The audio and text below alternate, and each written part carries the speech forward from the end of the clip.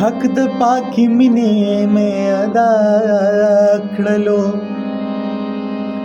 ځان مې چې د خلکو د خندا کړلو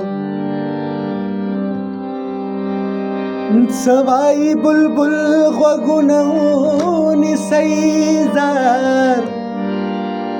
هغه د پتنګ خو یې جلیا کړلو مینه دې ماشومه د پخانه ده ګل دې له ازغینه چې جدا کړلو هغه دې حفی په ژړا کړلو راز د پاکی مینې یې افشا کړلو